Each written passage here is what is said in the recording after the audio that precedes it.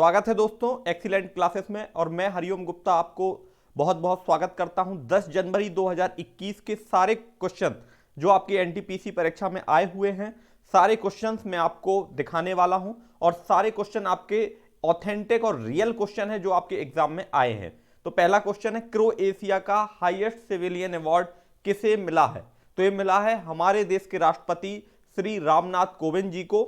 और क्रोएशिया देश का सबसे बड़ा पुरस्कार है जिसे कहते हैं हाईएस्ट सिविलियन अवार्ड, और ये रामनाथ कोविंद जी को मिला है। क्वेश्चन नंबर 2 पर आते हैं। क्वेश्चन नंबर 2 आज की परीक्षा में पूछा गया है, तानसेन की संगीत की शैली क्या थी? तो तानसेन की जो संगीत की शैली थी वो ध्रुपद गायन शैली थी। क्वेश्चन नंबर 2 का राइट आंसर हो जाएगा ध्रुपद गायन शैली। क्वेश्चन नंबर 3, नीति आयोग का फर्स्ट चेयरपर्सन कौन होता है? तो नीति आयोग का दोस्तों फर्स्ट चेयरपर्सन भारत के वर्तमान प्रधानमंत्री होते हैं। तो भारत के वर्तमान प्रधानमंत्री कौन है? नरेंद्र मोदी। यहां पर अगर बात करें पहला वाइस प्रेसिडेंट, तो पहले अरविंद पनगड़िया, राजीव सिंह ये रहे हैं। लेकिन अभी यहां पर पूछा गया फर्स्ट चेयरपर्सन, तो राइट आंसर हो जाएगा नरेंद्र दामोदर दास मोदी, अर्थात भारत के प्रधानमंत्री। क्वेश्चन नंबर 4 पर आते हैं, पृथ्वी सम्मेलन अर्थात अर्थ समिट कहां आयोजित हुआ था? तो ये हुआ था ब्राजील के शहर रियो डे जेनेरियो में। तो राइट आंसर है रियो डे जेनेरियो।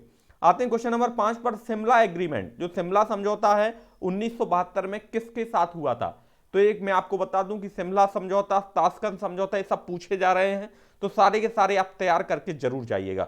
शिमला समझौता जो 1972 में हुआ था, हमारे देश की तत्कालीन प्रधानमंत्री इंदिरा गांधी थी। इंदिरा गांधी और जुल्फकार अली भुट्टो के बीच में शिमला समझौता 1972 में हुआ था। बेसिकली 1972 में जो युद्ध हुआ था उसमें भारत विजयी रहा था, और उसके बाद भारत ने पाकिस्तानी सैनिकों को बंदी बना लिया था और इसमें समझौता करके सैनिकों को छोड़ा गया था।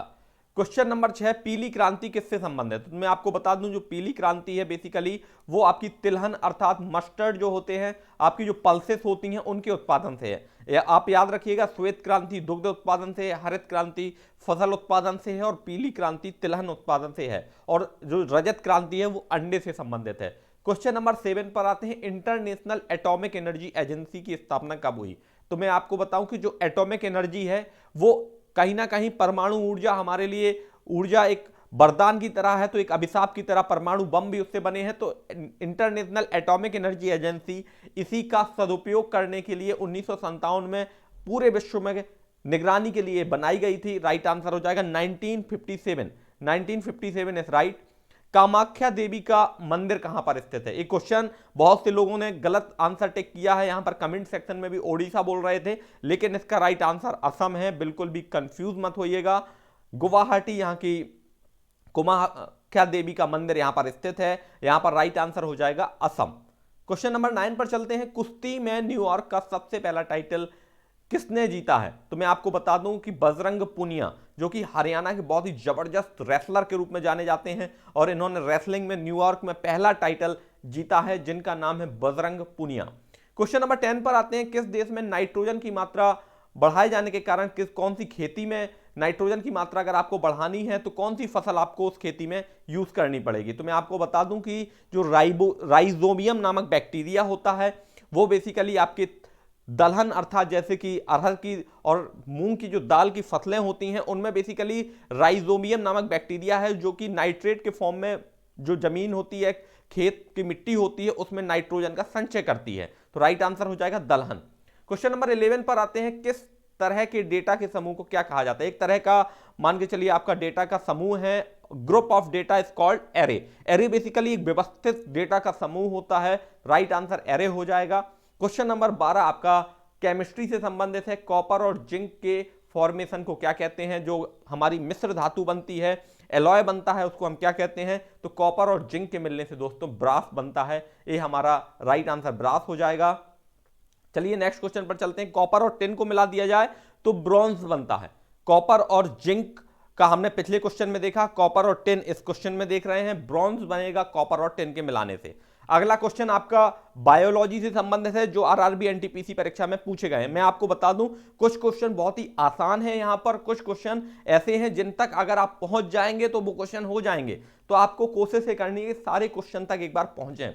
मसल्स में जब ऑक्सीजन की कमी हो जाती है तो क्या बनता है? तो मैं आपको बता दूं कि मसल्स में जब ऑक्सीजन की कमी होती है तो लैक्टिक एसिड बनता है।